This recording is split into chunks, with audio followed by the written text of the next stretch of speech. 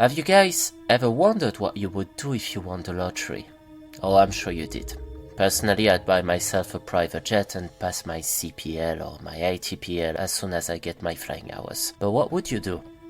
You know what, let's write down in the comment what you would do if you would become a millionaire tomorrow.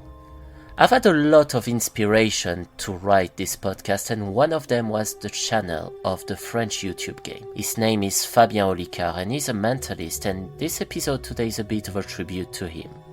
He launched in July 2022 a concept of all trade, and I loved it, which is, let's be honest, one of the main inspiration when I created this series of podcasts. Amongst the first topics he talked about was the mysterious case of Rennes-le-Château, and this episode is to actually make you guys discover what is to me a bit of a local case, to say the least.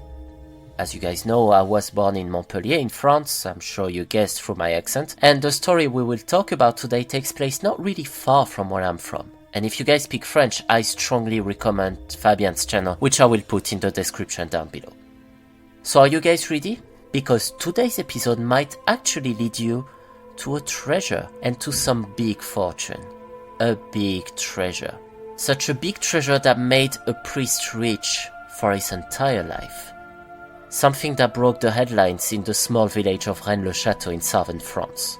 The treasure of the Templars or the treasure of the French kings? In the cathartic countries, where the countryside is absolutely stunning, ladies and gentlemen, the fellow travelers of the unknown, please grab yourself a coffee and make yourself comfortable, and let me tell you today the story of the mysterious life and death of priest Bérenger Saunière.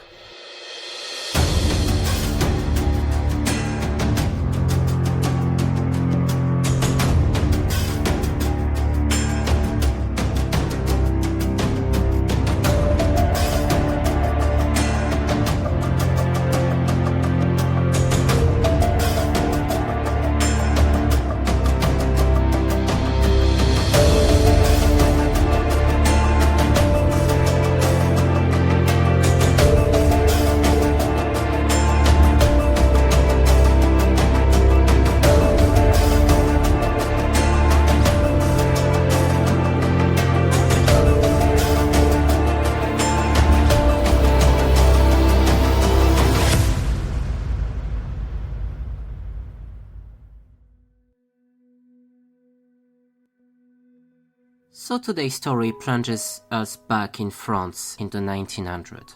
Back in the days, France was a newly formed republic in Europe in the outcome of years of political turmoil, and the fall of Emperor Napoleon III after a lost war against Prussia brought the first challenges to the newly republic, while the Dreyfus affair was splitting the country in two, and now the country was a more newly version of an old nation.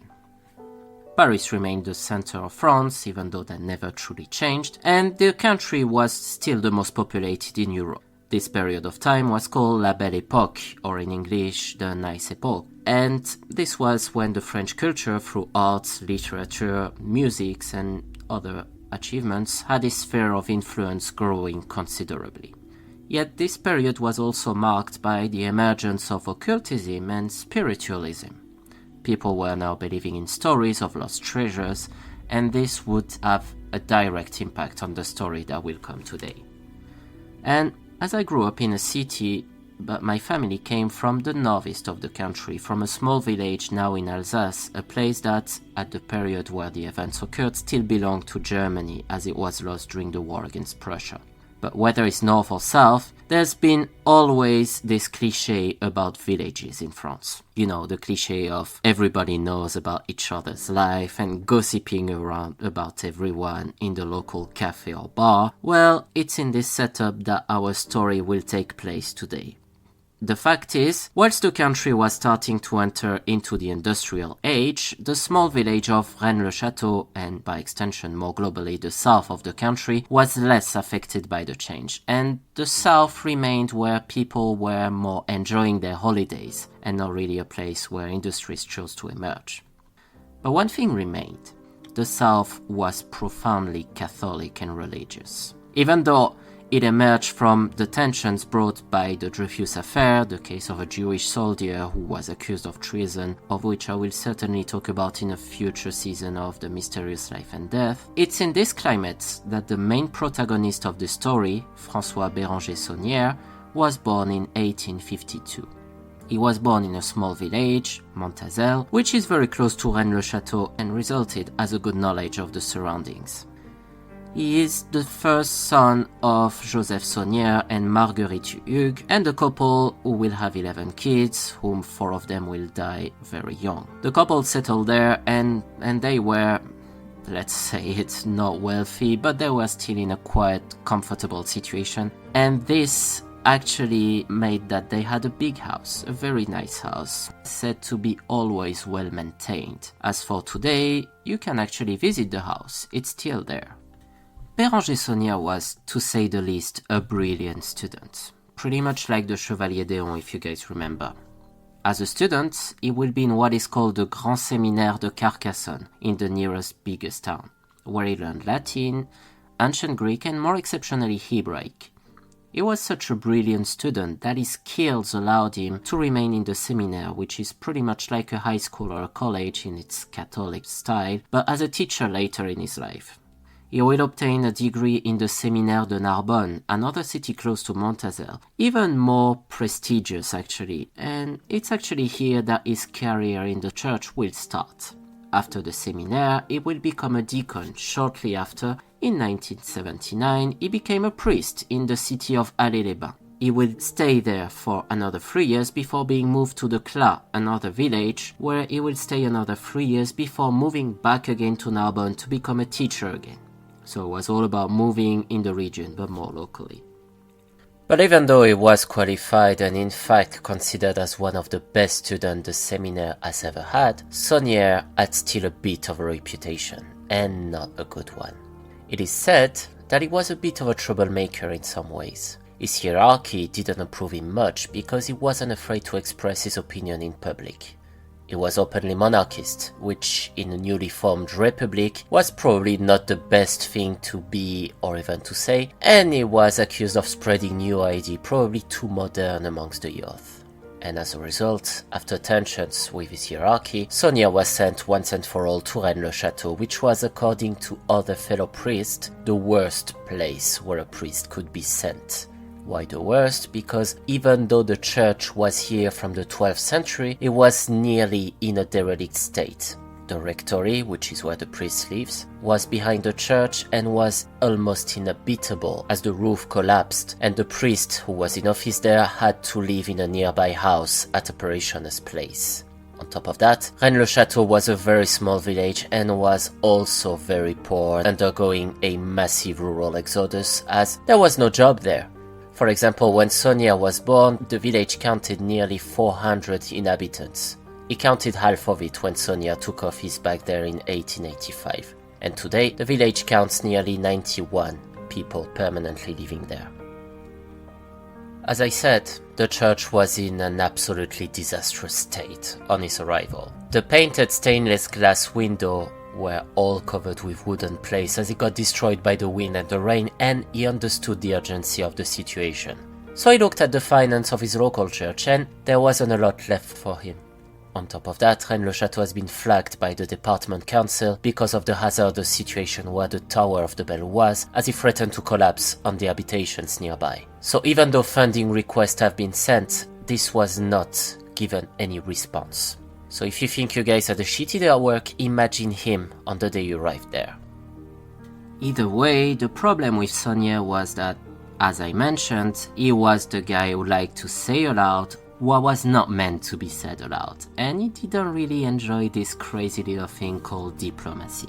And as the French general election of 1885 were to take place in a few months, and as the Sunday's Mass was the event everybody in the village was going, he pushed the churchgoers to vote for the Royalist Party, diabolizing the newly elected Masonic Republic, as he used to say, and perhaps this spectacle may have pleased some churchgoers and pushed some others in their conviction. It didn't please the mayor of the town at all, who, as a result, by sending a letter to the minister in charge of the church, would make sure that any request for financing the repair of his church would not be granted, first for at least 6 months.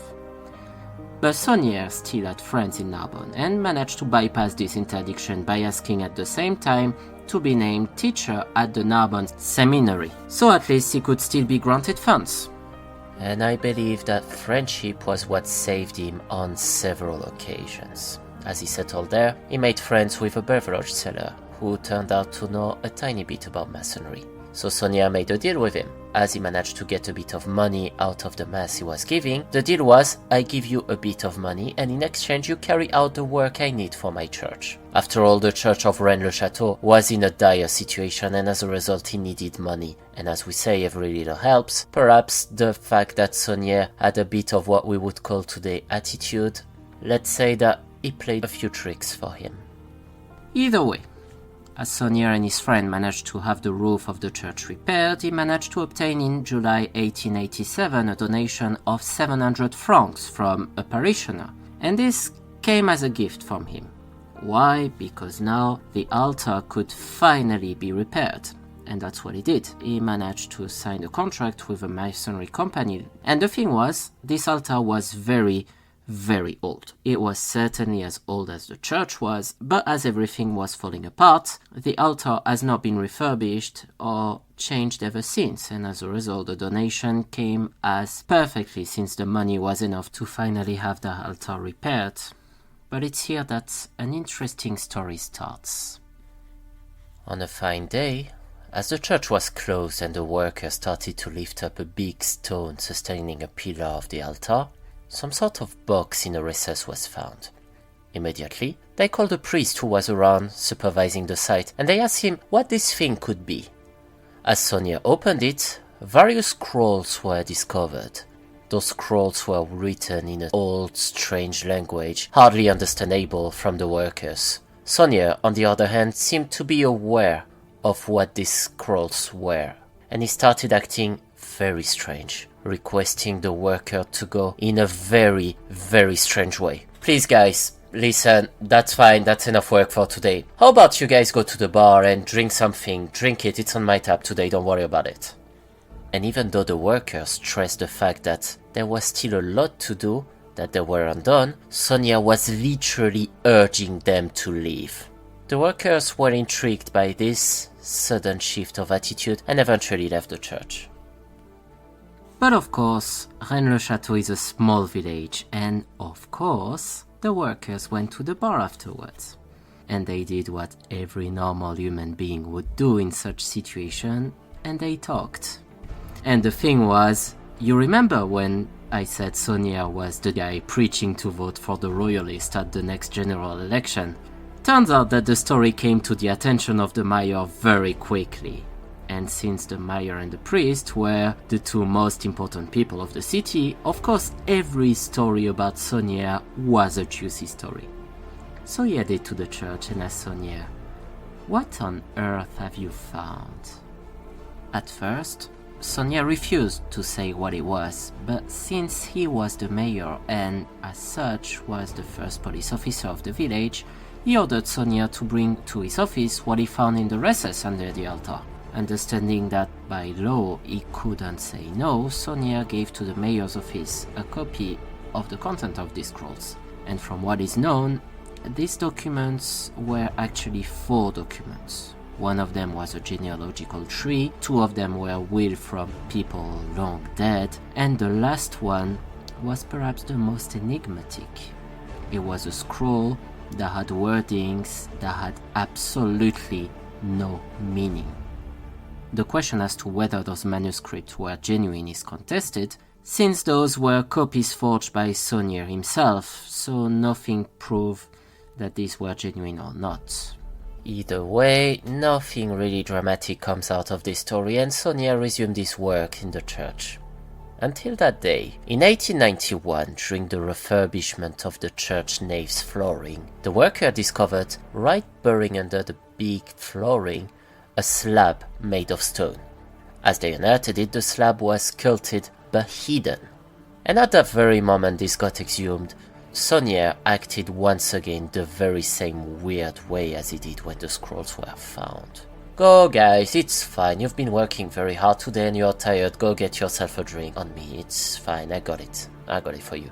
And they were all curious about what caused this shift of attitude once again. And same story, they went to the pub and they drank. Except that on this very time, something was completely different.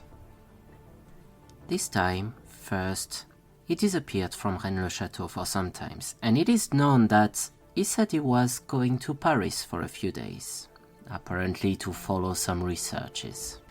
But when he came back, Sauniere seemed to be now in a total autopilot mode, and more disconnected from the villagers. And this story of the discovery of the scrolls was on everyone's lips in the village. What is Sauniere hiding? So everyone started speculating on this, and many theories came, none being confirmed by Sauniere indeed. Something else was also curious. It was known that he hired an assistant named Marie Denarnaud, who, in the time the event unfolded, was nearly in her 20s, while Sauniere was nearly 35, and this led to a lot of gossiping around the churchgoers and parishioners. Was Marie his mistress, or a simple servant? He made even more gossiping when it has been said throughout the village that she has been made a heiress, and this was known to everyone, but either way, this was just the tip of the iceberg. No, among the newly strange habits of Sauniere, it was to learn more about the surroundings of the rectory and the cemetery, and around 1892, Sauniere started to see things a bit bigger. Not only during the night he and Marie were both going to the cemetery and started digging there, but they received several complaints from the villagers as, it is said, he was trying to erase epitaphs from tombstones. His attitude was definitely strange, and everyone was wondering what was actually happening with the priest. And his attitude was even more questioned when he started, sometimes for days, to run away from his church with bags carried on a donkey's back, or simply bags he carried himself. And one of the main rules when you're a priest is you're not really allowed to make money. You must live simply. And Sauniere lived in a certain poverty until that day. And since list and greed are sins, a priest must not be a sinner. He must be clean, or at least make sure that he is not committing sins while in office. Either way, whilst everyone was starting questioning and gossiping about Sauniere's behavior, his lifestyle completely changed starting from 1895. Starting from this year, he spent a lot of money not only to have his church completely just refurbished, but also upgraded. Same for the rectory and by extension his parish. His next level upgrade of the Rennes-le-Château church are achieved in 1897, and at the same time his lifestyle passed from broke to completely arrogantly rich. And this was not just completely over. No, he stepped up the game at an unexpected level. It's pretty much as if the guy was passing from level 1 to 10, but with some sort of curious cheat code. But that's not over. In 1899, Sauniere, in the name of Marie Denarnaud, purchased 6 big lands in Rennes-le-Château and started building up there some sort of mini zoo where monkeys and other exotic animals were purchased. Because why not, you know? At the same period, he also managed to have some rum brought up straight from Jamaica because, you know, it's quite nice, right? But that's not over, you know, because Sauniere also built the Villa Bethany and also 2 towers, one made of stone and the other was made of glass, and only the one that was made of stone is actually today the most visible and is part of the architecture landscape of Rennes-le-Château. It's called the Magdala Tower. And, you know, things are going very, very well for Sauniere. He even received high-profile personalities in his villa, personalities whose names were always, of course, unknown and kept under a certain secret. No, of course, our man has never been so happy at work. The church of Rennes-le-Château has never been so wealthy. I'm pretty sure for him it was definitely a pleasure to come to work. So now I'm sure you guys are wondering, okay Taylor, where does the money come from? Because he was poor 10 years ago and now the guy is suddenly rich, so what happened? He had brothers or sister? Or he could have inherited from someone who died? Or probably he followed me on Instagram, he subscribed to that channel, so probably the reason why he found the treasure. But no, in fact, no. While his suspicious demeanor said that, yeah, it is possible, it is still far-fetched. And how comes that our mate managed to upgrade his church and start spending so much money whilst he was just struggling a few years back? Well, turns out that authorities were actually wondering the same thing, and by authorities I obviously mean his very own hierarchy. A priest isn't supposed to run a business. He is not supposed to be wealthy. It's not in the job description. So the guy is already a bit of a disturbing elephant, so of course speculation were about to turn very sour, and this very quickly. And the 1900 came with its lot of problems.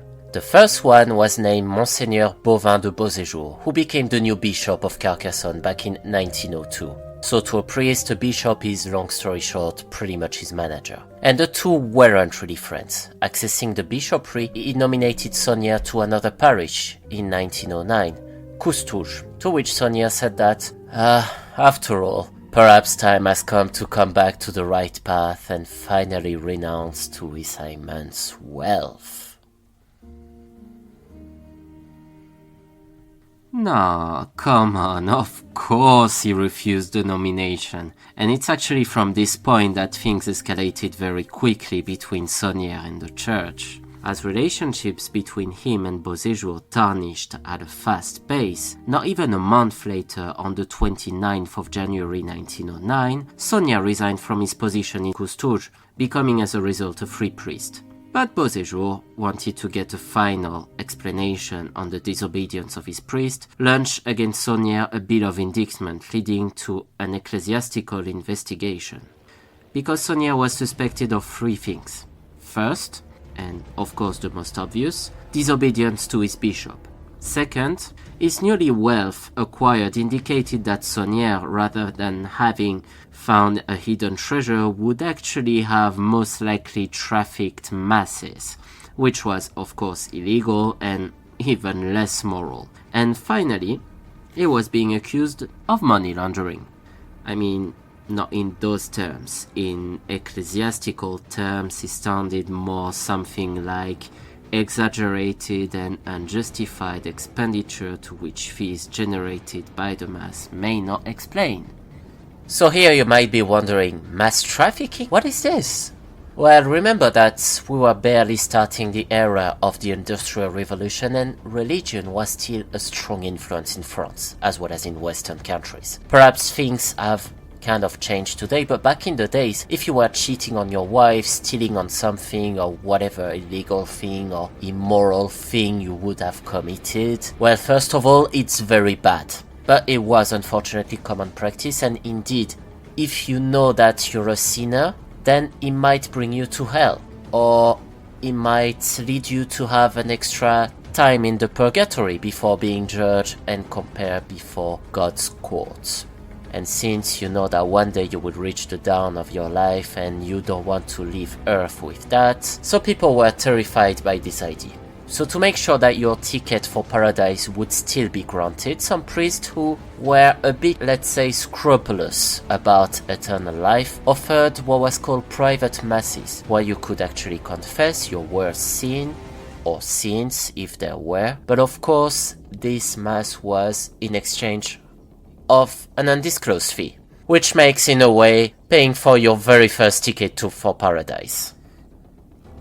Anyway, he was notified of his indictment and he received a notification by post that the first hearing would take place on the 16th of July 1910. Of course, as a surprise, he did not show up. Neither did he on his rescheduled hearing of the 23rd of July a week later. And as he acted like a renegade, the church officially suspended him for a month and ordered him to repay all the money acquired through his sold masses. On August of the same year, another hearing was scheduled, but he didn't attend either. It's only on November's hearing that he came and was sentenced as a result to 10 days of spiritual retreat in the monastery of his choice, alongside being removed from Rennes-le-Château, obviously. But things didn't end up there. He may have been punished for his action, but yet no one still have a final word on what truly happened at the Rennes-le-Château's church. Was he really selling masses, or has he actually found a treasure? The doubt was still there, and as nothing really explained the sudden wealth of Sauniere. So, okay, now you would think he went to his retreat and settled his penitence and finally decided to behave like the church wanted him to behave.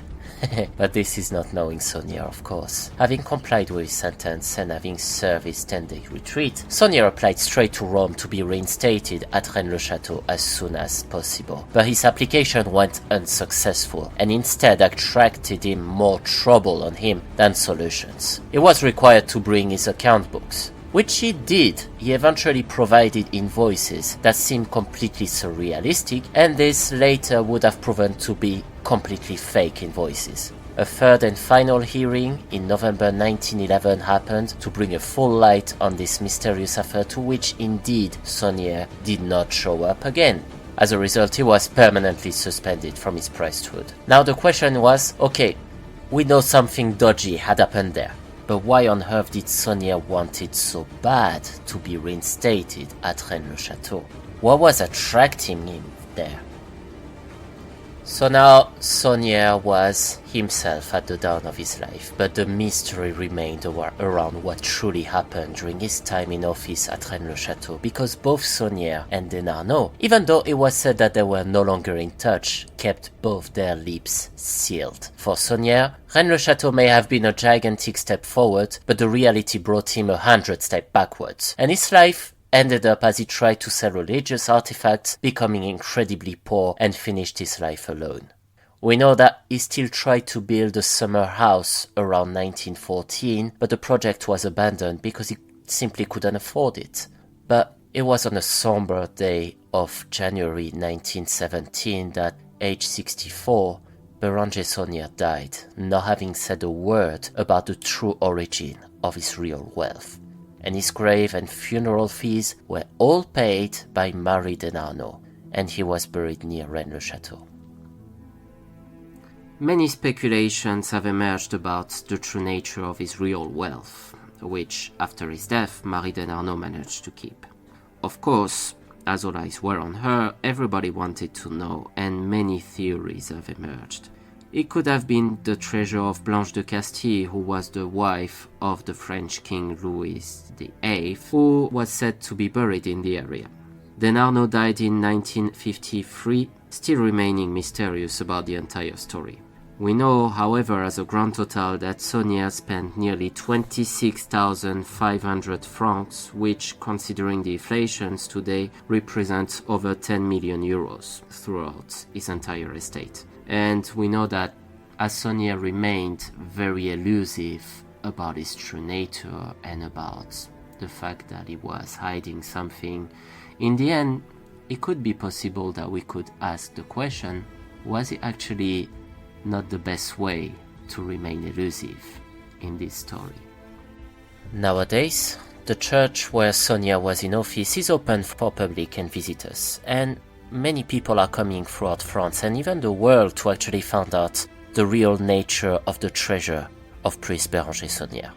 Many people want to know. Only the Magdala Tower remained as a relic of his time in Rennes-le-Château, and you cannot go to his tomb actually. The cemetery has closed access to his tomb because of many people were going just for degrading the tomb, and that's actually sad, but that's the unfortunate truth. Nowadays, Sauniere's mystery remains, and will probably forever remain. Bérenger Saunière and the enigmatic aura surrounding Rennes-le-Château. An affair that has puzzled historians and inspired treasure hunters for over a century. Whether you're captivated by the whispers of hidden treasure or ancient secrets, or even probably clandestine societies, Sauniere's story feeds our hunger for the inexplicable. Much like the coded parchments or the concealed compartments, the true nature of the Rennes-le-Château affair is a labyrinth of questions wrapped in an enigma. And isn't that the essence of a great mystery? To leave us pondering, speculating, wandering through a maze of what if? So, as you sit down there contemplating the cryptic and the concealed, I invite you to share your theories in the comment section down below. Could they be the key to unlocking a long-buried truth, or just another layer in a never-ending puzzle? Until our next rendezvous with the enigmatic and the inexplicable, keep your minds open and your eyes skywards. See you next week, fellow travelers of the unknown.